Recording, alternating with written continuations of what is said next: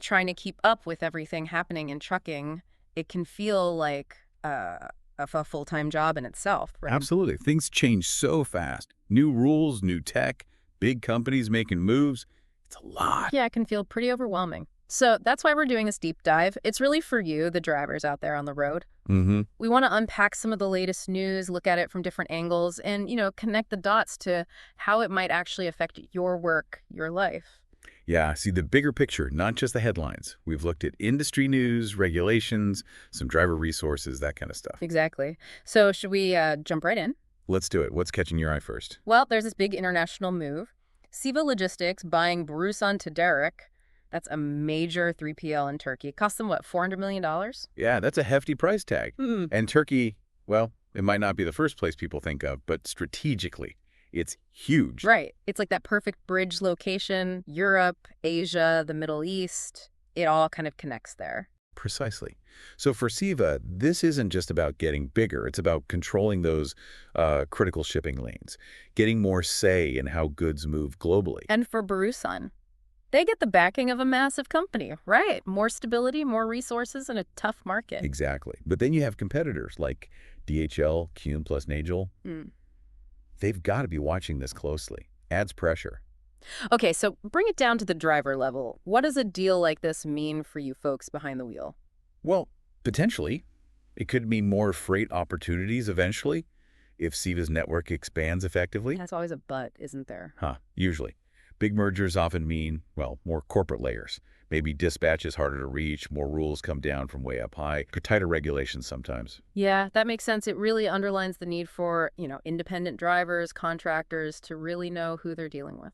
Definitely. Like Hervey over at Life, as a trucker always says, you got to look at these things from all sides. Who owns the company you're hauling for? Yeah. How stable is that relationship? It's that consolidation thing, right? The big players are getting bigger. That seems to be the trend. More influence at the top. So yeah, being smart about who holds the strings on your freight is pretty critical. Okay, let's shift gears. Something happening closer to home over in Oregon? Daimler. Ah, yes. Daimler Truck North America. They've decided to stop selling new diesel trucks in Oregon. Now, why is that? Just Oregon. Well, it's all about emissions regulations. Oregon's rules are getting really strict, pushing hard for cleaner air, and apparently making new diesels comply is just getting too expensive, too complex for Daimler there. So instead of fighting it, they're pivoting. Seems like it. They're putting their focus squarely on electric trucks like the Freightliner A Cascadia.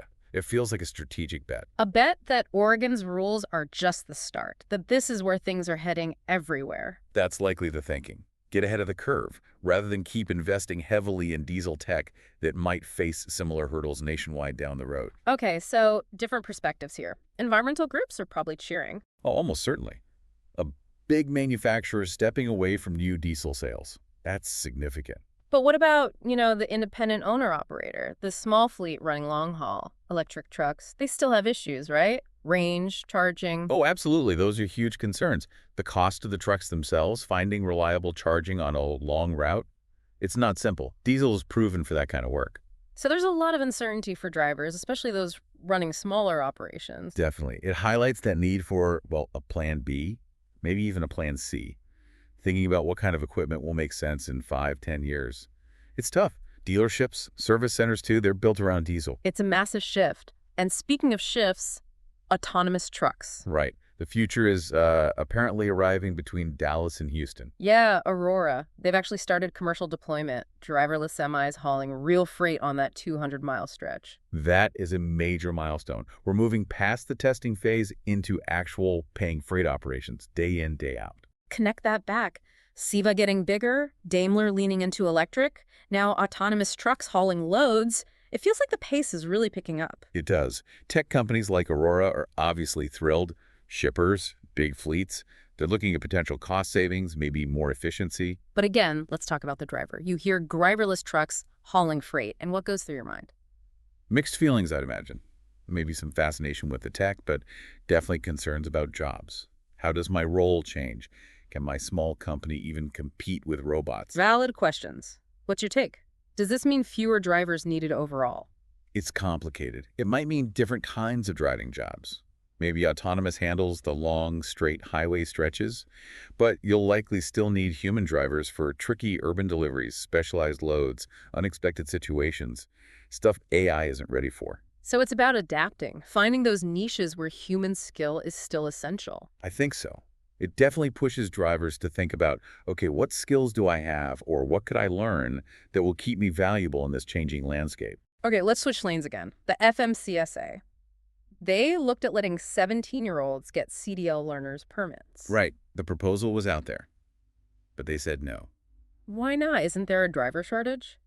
There is, but the FMCSA basically pointed to safety. They said there isn't enough data to show younger drivers are safe for interstate trucking, plus federal law still requires you to be 21 for that anyway. Safety and experience seem to be the priorities. So a disappointment for some high schools maybe, or training programs hoping to get kids started earlier. Probably. But you also have experienced drivers who likely agree with the decision, emphasizing maturity and, well, time behind the wheel. Public opinion is probably mixed, too. So the message to younger folks listening, maybe dreaming of driving truck. Focus on getting really good training. Learn the ropes the right way. Build that foundation. When you hit 21, you'll be ready for the responsibility. This job demands a lot. Good advice. Okay, heads up for drivers running through Pennsylvania next spring, March 28th to April 27th, 2025. The enforcement crackdown. What's the focus this time? Aggressive driving, especially targeting U.S. Route 1 near Philly. But they say it'll be statewide. Speeding, tailgating, running reds, weaving, distracted driving. The usual suspect. Okay, so the goal is safety, reducing crashes. Law enforcement sees aggressive driving as a big cause. Of course. But truckers sometimes feel like they get blamed, right? Even when it's the cars around them driving crazy. That can definitely be a frustration, feeling like you're under a microscope. It's a tough balance on the road sometimes. Well, practical advice if you're in PA during that crackdown? Just be extra cautious, more than usual. Slow down a bit, keep plenty of following distance, phone down, distractions away. And documentation, like dash cams, e-logs. Make sure it's all in order. Absolutely. Having that proof, that record, can be really important if something happens or if you get pulled over. Protect yourself. Okay, one last story, and this one's, well, it's unusual. A truck rollover. Okay.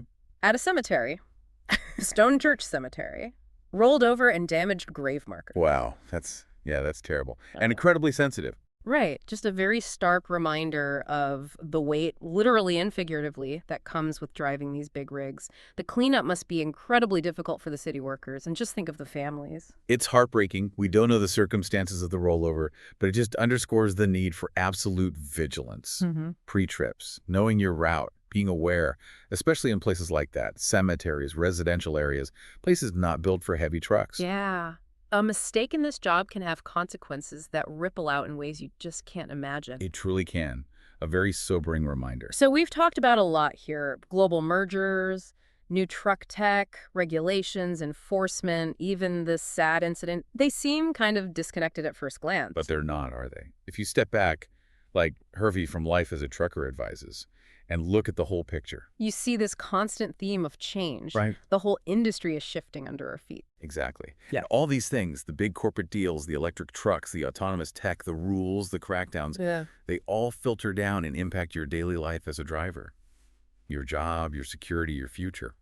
So knowing all this, what can you actually do about it? How do you navigate this without feeling, overwhelmed or unsupported? Well, one thing we keep coming back to is managing your time. Yeah. And not just for the shippers, right? For yourself. Using that off-duty time wisely. Yeah.